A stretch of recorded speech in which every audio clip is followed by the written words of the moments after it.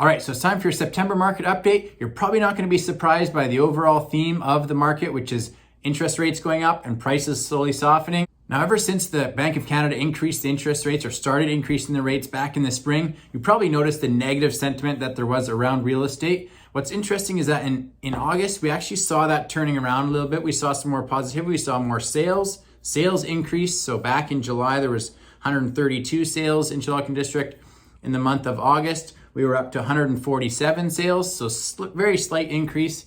But we also saw more buyer activity. So we saw more buyers getting out there, open houses, booking showings, writing offers, just more buyer activity in general. I want to do something a little bit different when we look at average prices this month, and that is to look at both houses, so detached houses and townhouses, since the peak in winter. So I want to see what's happened since the peak in winter. So let's start with townhouses. On the north side of the freeway, which is Chilliwack proper, we saw townhouse prices come down about $230,000 on average, which is 29% decrease. Whereas on the Sardis side, or the south side of the freeway, we saw townhouse prices come down about 22% or $175,000. So you can see there's a big difference between what's happening on the south side versus what's happening on the north side.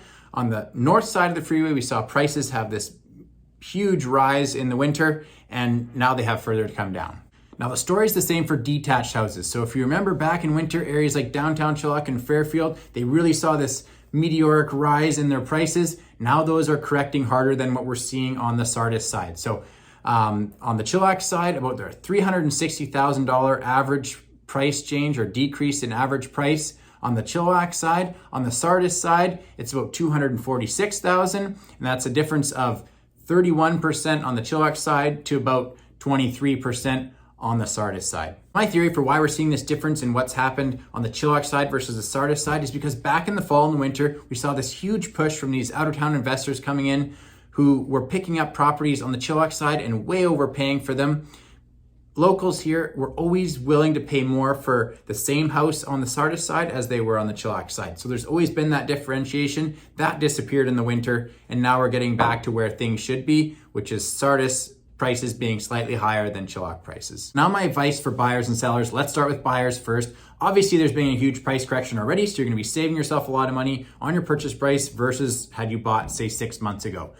The other side of that coin is you're paying a lot more in interest because interest rates have gone up. Now get out and look at houses and even look at a few that you think might be a little bit out of your price range because they might be willing to negotiate with you on price, especially if they're not priced realistically. If they're priced realistically and there's comps to support that sale price, then maybe not. If they're priced more than what they should be, higher than market value, take a look. If you like the home, try to give them an offer that you think is realistic and that you're willing to pay for the home, and you might be surprised what they do with it. Now for sellers, it's your turn. You heard me just talk to buyers. Do not overprice your home. Overpricing your home is not going to get you more money from your home. It's just going to keep more potential buyers away from your home. So price it right. Price it where the comparables are if you want to get your house sold. Number two, you got to make sure your house is marketed correctly. There's literally 100 different things that your agent can be doing to get your property in front of more people, get more eyes on it, make it more appealing. Don't settle for less. Simply do not settle. You need to have maximum marketing. You need to have it priced right if you want to get your home sold, especially in this market. That's a wrap on the September market update. Hope it was helpful. Make sure you're following me. You can catch my monthly market update on YouTube, Instagram, Facebook, wherever you like. Also, make sure that you reach out to me if you have any questions, because of course, there's tons of data and I can't share it all here in one short video. I'm happy to answer your questions though. All right, take care.